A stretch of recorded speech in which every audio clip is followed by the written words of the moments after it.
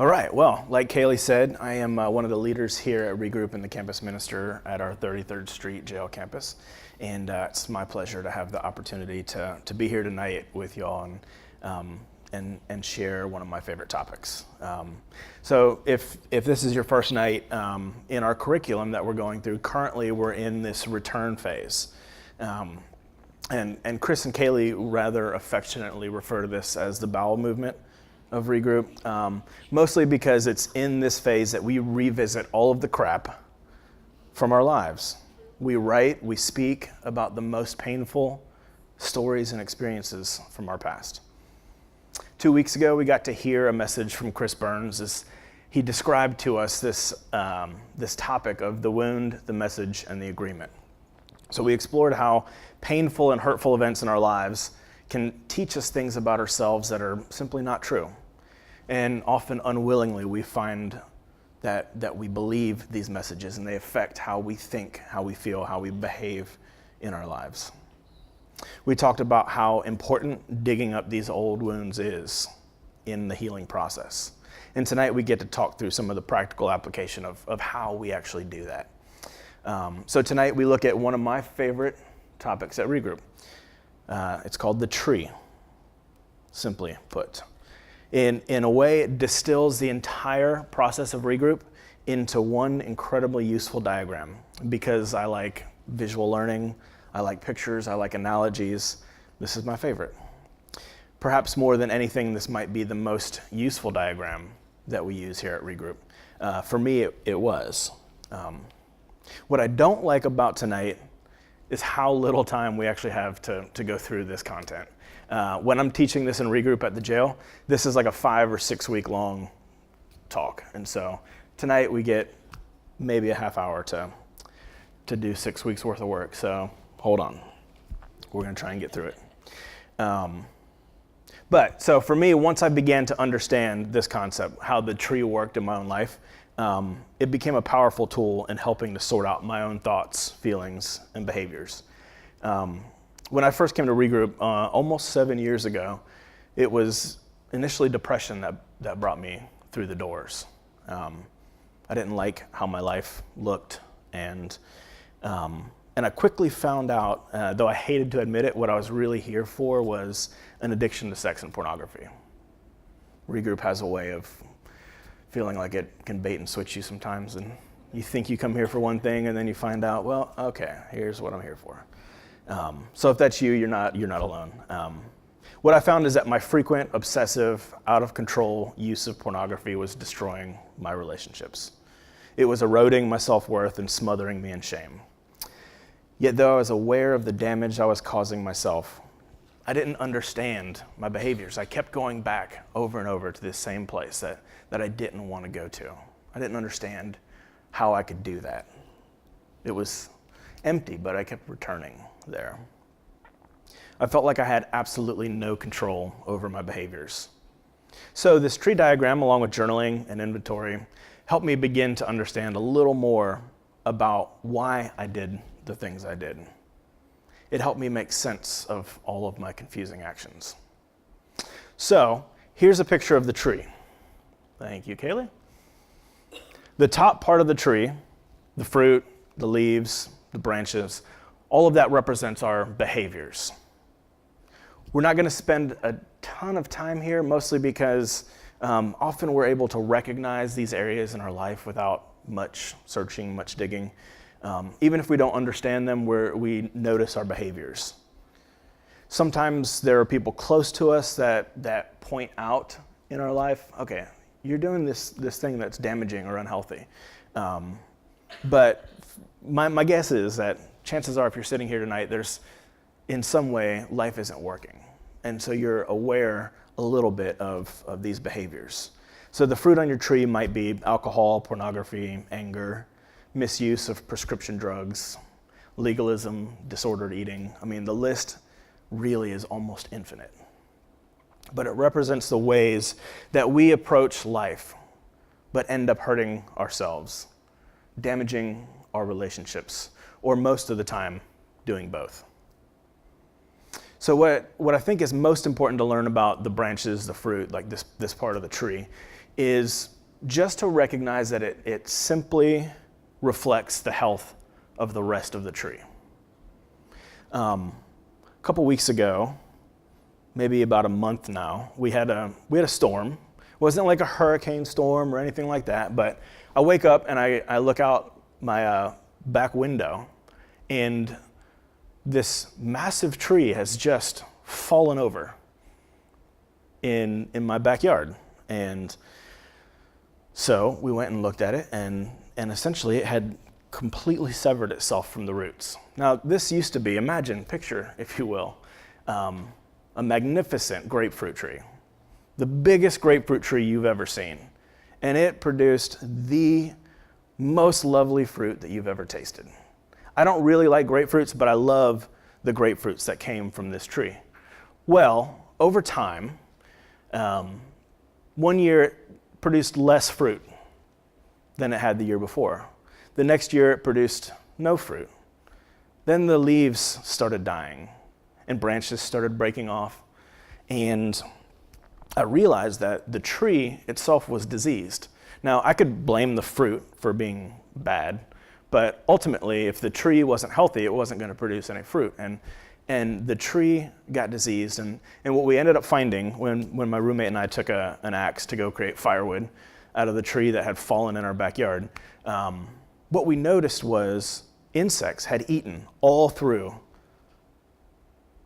every single branch, every single the trunk of the tree. They had eaten through enough of the base of the tree that when a tiny wind blew, and we didn't have any hurricanes recently, when a tiny wind came through our backyard, it just pushed that tree over because of the damage and the rotting that had happened inside that tree for all of those years. And the early signs of that was that fruit started to disappear, started to die. And so the illustration is the fruit just reflects the health of the rest of the tree. And so if we want to understand why we do the things we have to do, we have to look at the health of the tree. So for us to obsess about our behaviors without looking at the health of the tree would be fruitless. And there's a pun there for some of you guys. You can try it. One person. All right. Mark it down. You can try to prune and cut back these behaviors all you want. But unless you take care of the health of the tree, what's going to happen is new things might grow out in places that you didn't expect to. And so in the addiction world, this is known as switching or substituting. Instead of healing from a drug addiction, for example, sex and cigarettes tend to grow in its place. We just trade our addictions, our coping mechanisms. So the most important lesson here, hiding or cutting branches does not actually make the tree healthier. We must go deeper into the tree. And so that brings us to the trunk. The trunk that feeds the branches represents our emotions. This is important because generally the behaviors we don't like in our lives are correlated to things that we feel that we wish we didn't feel. Thus, our behaviors, such as drinking, looking at pornography, become ways that we avoid dealing with these emotions. You may have heard these behaviors referred to before as coping strategies. The principle is important because the energy of addiction is escape. Life can seem too hard, too messy, too painful, too lonely. And acting out provides some sort of comfort, some sort of control. The energy of addiction is escape. And often we want to escape these feelings. And so we behave in a way that numbs us to those. I don't know if your family of origin was anything like mine, but similar to other addictive family systems, emotions really didn't exist for us growing up. At least I wasn't taught anything about them. I think they were there, but we just didn't talk about them. We weren't aware of them.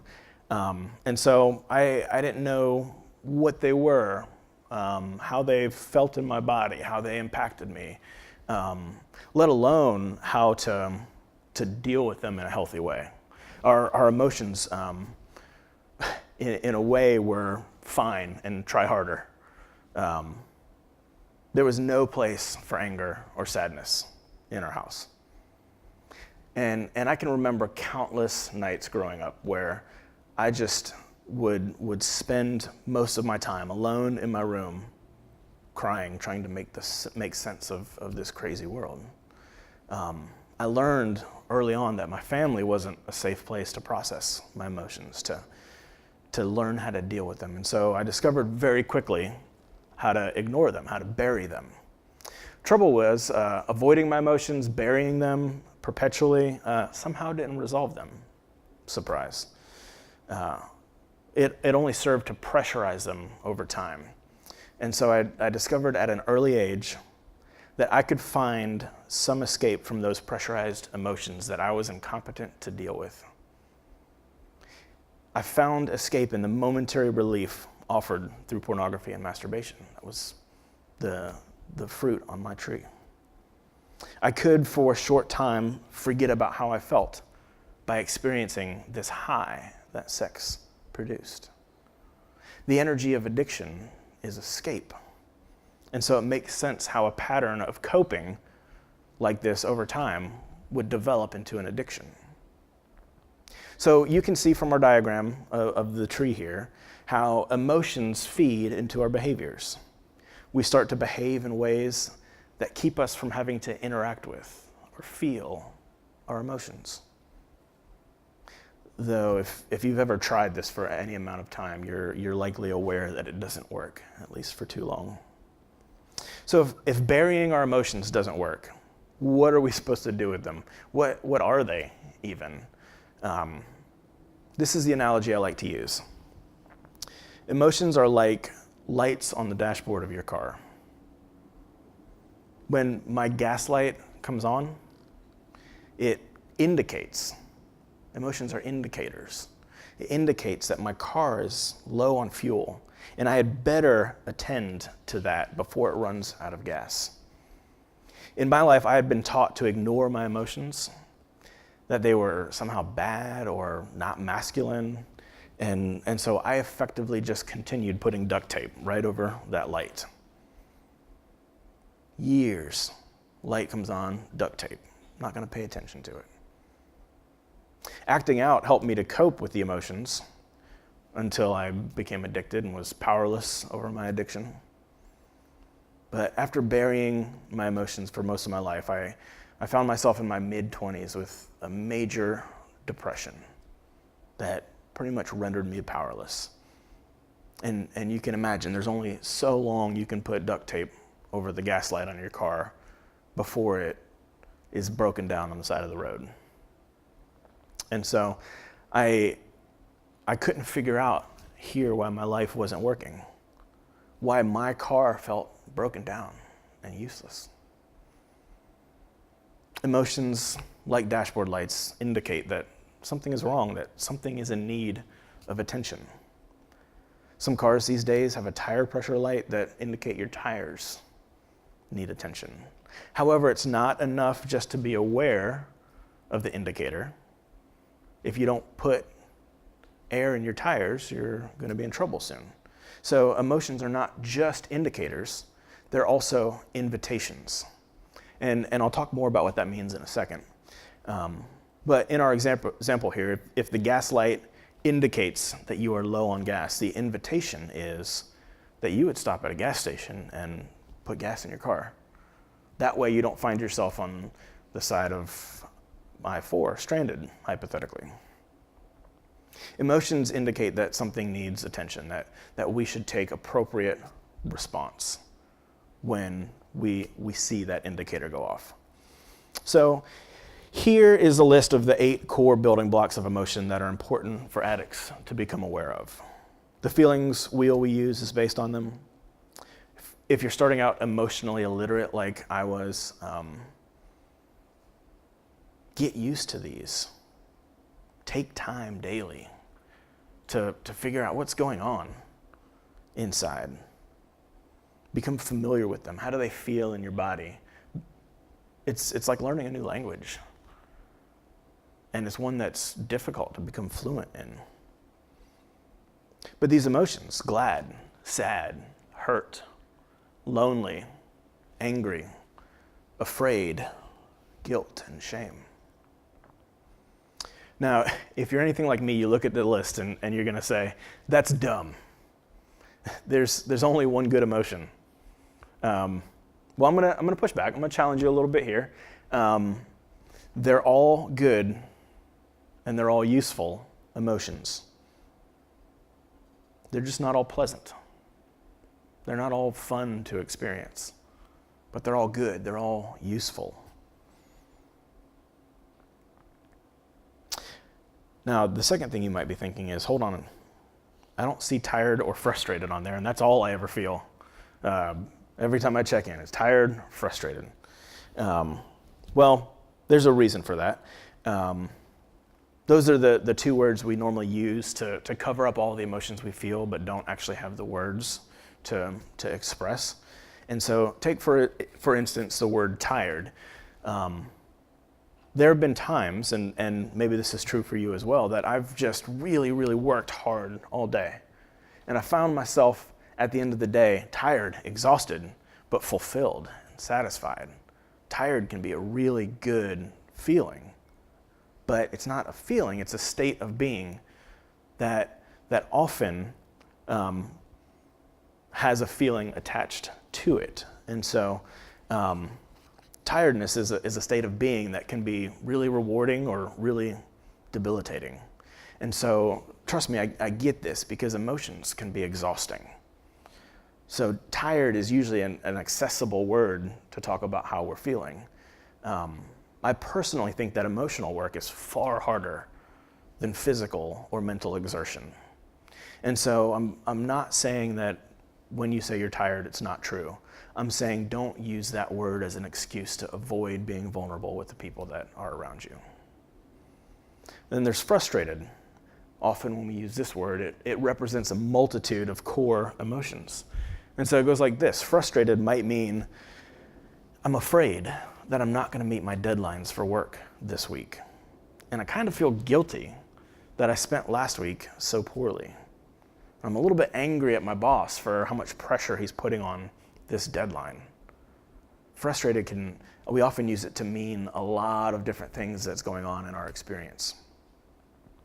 And we do that instead of letting others into the richness of our own emotional experience.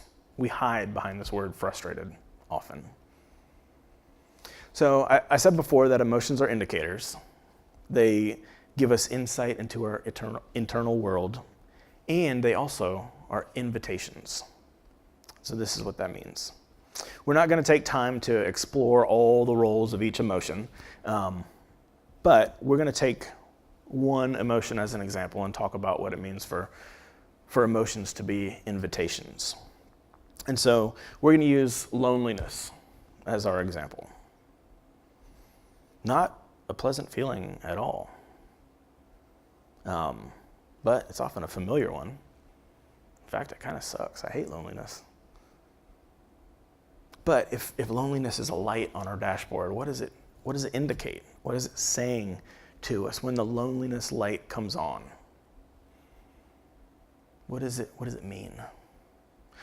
Well, it's telling us that's not the state that we were created to be in. In the garden, the only thing that God said was not good was, it is not good for man to be alone.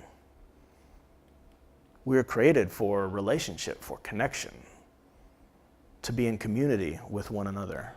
And so when we're feeling disconnected from relationship, when we have this sense that my core needs aren't being met, loneliness can indicate to us that something's slightly out of whack in our relational world.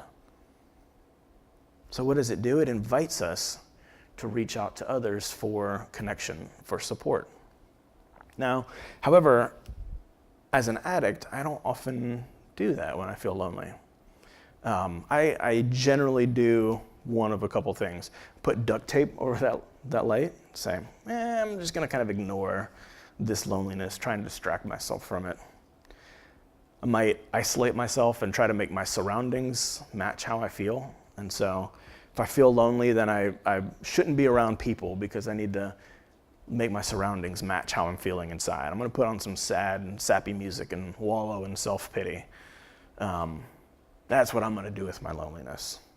Or I'm gonna move toward medicating my mood by acting out, using a substance, doing an action that's gonna alter my experience.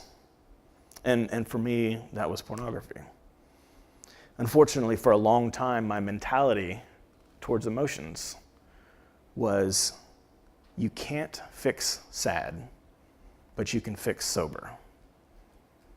I thought emotions were just something that you couldn't do anything about except get high, get drunk, act out.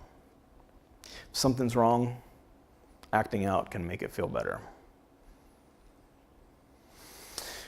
Getting to know your emotions and how they connect to your behaviors is really an integral part of reGROUP. That's why we do check-ins at the beginning of all of our small groups. I'm far less likely to act out when there are no unresolved emotions present in my day. Now, I have to admit that almost never happens for me. It almost seems like there's always something going on for me. But when I start to pay attention to what's going on inside, how I'm feeling, often what I notice is that I might have 3, 4, 5, 6, 7 emotions from this list going on all at the same time. The energy of addiction is escape. So when I'm feeling that many unnamed and unresolved emotions, it's easy to go back to my coping mechanisms. It's easy to seek relief. I love talking to the guys at 33rd about this.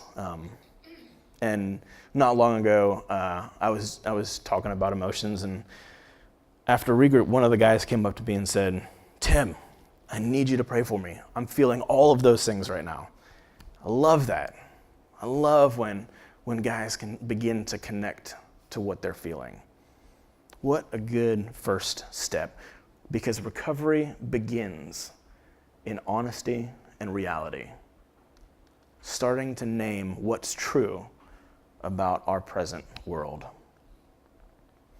Next up are the roots that represent our thoughts and beliefs. Sometimes they can be right on the surface when we say things to ourselves that we believe, like, I'm so stupid. But sometimes they're not so familiar. They're not so on the surface. Sometimes they're hidden away, buried in the midst of our stories. This is why we do inventory and sponsorship at reGROUP. We want to get into the process of unrooting and replanting our tree, and that's best done in community. It's best done with a guide who has been there before, has done that before. Now, I think we'd be a little more accurate if we referred to these as false thoughts or false beliefs, because generally in these thoughts and beliefs that we have, there are subtle half-truths, exaggerations, or insinuations. Often they have just enough truth in them that we buy into it hook, line, and sinker. We believe these half-truths. Sometimes it's subtle, but sometimes it's outright and blatant shame that suggests that something is deeply broken about us. I want you to listen to some of these beliefs and see if any of them resonate with you. First, there are our messages of shame. And these aren't all of the messages, but these are just a few. I'm invisible. I'm not lovable. I'm stupid. I'm not important. I'm not enough. I don't have what it takes. If people knew who I really am, they would not accept me. I'm worthless. I'm damaged. I'm ugly. I have nothing to offer. I'm alone. Messages that we pick up along the way in our lives. Relational messages like, no one can be trusted, or all men and women are fill in the blank. All men are selfish, all women are manipulative, whatever that is for you. Messages like, no one cares about me. No one is coming for me. Maybe there are prideful messages, and those go like this: I'm better than other people. I can do no wrong. I don't need others. I don't need help. Maybe messages about God. God can't be trusted. God won't show up for me. God doesn't love me. Prayer doesn't work.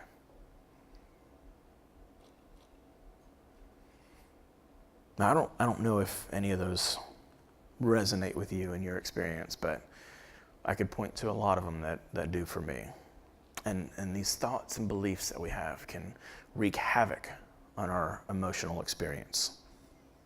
And that creates this need for the coping mechanisms that we talked about earlier. It's important to note that we form these thoughts and beliefs in the soil of our environment. We were created to be loved perfectly, yet since the fall, none of us has ever had that experience. We get hurt, we get wounded, we experience betrayal and ridicule. And as we strive to make sense of our own pain, we develop these beliefs that, although they may fit our experience, they lose sight of the larger story of redemption that God is writing in the world. They a little bit short-sighted. And so that's where we take inventory of our lives. In community, we begin to enter in to tell these stories from the soil of our environment. It's the return movement of reGROUP. In sharing our experiences, we connect the dots of how our beliefs were shaped. We take a look at the most painful events of our lives, the crap. And then we look diligently at our response to those events. This is where the wound, the message, and the agreement comes into play that we talked about a couple weeks ago. When I was young, I was incredibly shy. And I had a really kind, loving grandpa, and I think he really meant well when he said this. But commenting on my shyness, he said, better to remain silent and appear a fool than to open your mouth and remove all doubt. You ever heard this parable, this proverb, this phrase? Better to remain silent and appear a fool than to open your mouth and remove all doubt. Now, I think this is a good proverb for somebody who's likely to open their mouth and say stupid stuff all the time. Like, hey, you might want to just reel it back in a little bit. Don't look so stupid when you're talking. But,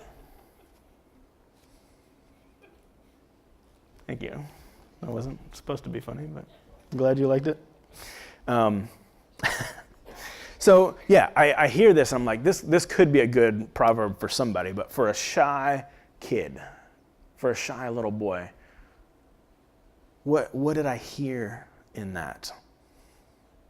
This unintentional wound told me that I better never look incompetent in front of other people. The message was, you're most likely stupid, but just in case, you should never say anything in front of people to prove that. My agreement with the message was to stop offering my voice to the world. I quieted my insight, my story. And what a shame, because each one of us has stories that need to be heard. A few things that we look at when we move back into our stories, when we start to write our inventories. The first thing that we address, one of the important things that we address is our trauma. Now, trauma sounds like such a big, major word, and in some ways it is, but if we go back to the original Greek root of the word trauma, it literally means wound. And so we go back to these places where we've experienced hurt and loss, betrayal, heartbreak, and we begin to tell those stories. We address the abuse that's been done to us. We look at the ways that we've been abandoned. Because we were made to be loved perfectly, but we've never had that experience. And that leaves us with wounds. That leaves us with trauma. So we tell our stories and become known in order to bring light into some very dark places. And as we do so, we begin to see some themes emerge about our beliefs and our thoughts that were formed in this environment, in the soil of our lives. So we look at trauma, but we also look at our families and we look at our relationships. We look at our interactions with our parents, with our friends, our teachers, boyfriends, girlfriends. Where do your relationships go wrong? What are the patterns that emerge as you begin to tell the stories of your relationships? Relationships are an important part of our story. So we look at our trauma, we look at our relationships, but we also look at our own brokenness and our sinfulness. This is where we dig into what are the things that I struggle with? Where have I gotten off course in my life? And when did it start for you? How have you responded to your wounds? Go back to the beginning. If it's alcoholism, when did you first start drinking? If it's using sex for acceptance, what are the stories in your life that illustrate that? Maybe it's obsessing about your appearance. When did you first start becoming preoccupied with how you look, how others thought about how you looked? We look at how our actions have hurt others. We begin to write those things out in our inventory. We also pay close attention to the discrepancies in our stories. And this is where often a sponsor or someone like that can be helpful in reflecting back. 'Cause sometimes we're so immersed in our own stories, we can't see the discrepancies in our stories. I'll give you a good example of this. A couple months ago, I was at a conference and one of the presenters said this statement that I've had a hard time getting out of my head ever since. I think because of how it impacts my own story. It goes like this. Anxiety lives in the distance between a father who says, "I love you," but never calls. Anxiety lives in the distance between a father who says, "I love you," but he never calls. If that's your experience, if that's the soil that your roots are grounded in, you're left then to bridge the gap, to answer that question. If he loves me, why doesn't he engage in relationship with me? If he doesn't call, does that mean I'm not worth knowing? We're going to go ahead and actually diagram this out on the tree. And so, Dad loves me, but he never calls. So we wrestle to make sense of that discrepancy. We can, without even knowing it, begin to develop these beliefs of, I'm boring or I'm worthless. Now this belief then feeds our feelings. Shame, loneliness, anxiety, which is fear, sadness, hurt, anger. And then all of a sudden, a meaningless trip home where nothing eventful happens leads to an all-night binge that we can't seem to wrap our minds around the next day. And we're left wondering, how in the world could I ever have gone back to that place? You see it? Does that make sense? So how do we use the tree? First, journaling. I really like how Kaylee talks about journaling. Take a blank sheet of paper and write at the bottom what happened today. Right above that, write, these are what my thoughts were about what happened today. Then right above that, write, this is how I feel about what happened today. And this is how I feel about the thoughts about what happened today. Then above that, write out your response, or what you feel like doing, what you wish you would do to try and compensate for how you feel and for what's happened. And so what did you do as a result? Well, draw a tree around it, and you've just tree journaled. You're writing through your experiences, your thoughts and beliefs, your emotions, and your behaviors in response to that. Now, I don't journal this way, because I think there's really no wrong way to approach these connections. I'm actually a pretty sensitive dude that feels very deeply. And so growing up in a family that didn't permit emotions was really difficult. So in my journey to become emotionally literate again, I always start at the trunk. I always start journaling with the words, today I feel. And then I grab a feelings wheel and I try and figure out what I'm feeling. And then I try to bridge the gaps from there. So this is what I'm feeling. What's happened in the last couple hours? What's happened in the last day that makes sense of what I'm feeling? How does this trigger my thoughts and my shame? And what does it make me want to do as a result? So you can start right in the trunk if that's helpful for you. This is helpful if you've relapsed. Start at the very top and work backwards. You have the behavior, it just happened. I looked at porn again. I got drunk again. So start at the top, write what it was, how you acted out. Then move down. What feelings were you trying to escape? What made life seem too unbearable? Go back into your experience, because the energy of addiction is escape. What were you trying to escape when you acted out? Where did you sense feeling or being out of control? What did you want relief from? Why did you want to feel better? What sent you back to your old coping mechanisms? What's been going on the past 24 hours, the past week, the past month?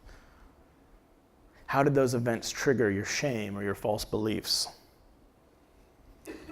You can work your way back into the thoughts and beliefs that are rooted in your experience, that fuel your emotions, that fuel your acting out behavior. Relapse doesn't mean that you failed. Relapse simply means that there's more yet to be recovered. And that means when you find yourself in relapse, it's not, well, screwed up again, I might as well screw up as much as I can before I start the process over. No, it's what can I learn from this? What do I need in my life that has to be recovered yet? What needs to be restored? So here are just a few practical tips. Depending on what movement you're in, just some practical tips for using this. If you're in recognize, become familiar with your emotions. I know you may think you don't have them, but you do, trust me. Get to know them. Second, sobriety is important because it creates space for your emotions to rise to the surface, to be able to actually get at the roots underneath. You have to stop coping with your wounds before they can find any amount of healing. Acting out keeps you from actually having to enter into your emotions and your wounds. So sobriety is important. Third thing, if you're in recognize, journal. If you're in return, create a timeline if you haven't yet, or if you're getting ready to move into return. I know we have some guys in that category. Begin to create a timeline. Start by writing out the 25 most impactful events of your life. You can write them in order, you don't have to, but you can break them up into chronological order, however is easiest for you to make sense of this. But so for me, I would maybe write out early childhood, elementary school, middle school, high school, college at UCF, my first job at Lockheed Martin, working for Campus Crusade, grad school, post-grad school. Within all of these time frames, look at the events of your life. Be specific about what's happened, not just categories, but be specific about events. Number 2, work the grid. That's going to be the next step after you create your timeline. Put words on paper to your thoughts, feelings, and actions surrounding the events of your timeline. This is challenging, and so feel grace for yourself in this. It's hard work. It's some of the hardest work in reGROUP. So feel free to step away from it when you need to. Connect frequently with others in your group. It's hard work, but begin to tell your story. And thirdly, journal. If you're in the Restore group, box events from your life in real time. A couple of years ago, this happened for me. I was trying to buy a motorcycle off of Craigslist. I went and I test drove it, and I heard all of these noises from the engine. I was like, I don't know what these noises are. And I just, later that day, I had this massive shame attack about how little I know about mechanics. And so as I started to walk through the box exercise, which is basically real-time tree journaling exercises, I discovered that I had these wounds that I had never learned about engines growing up. And it stirred up all this feeling of incompetence and broken masculinity. I was just a mess.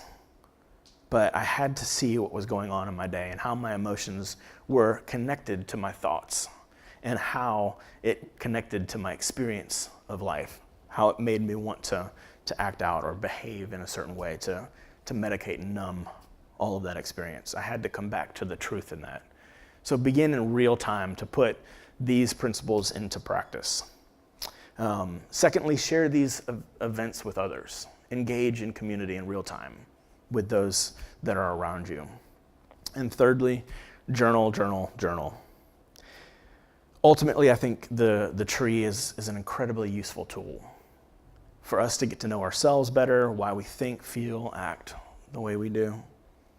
It helps us get a more accurate picture of ourselves and our stories, and it gives us context out of which we can then tell our stories.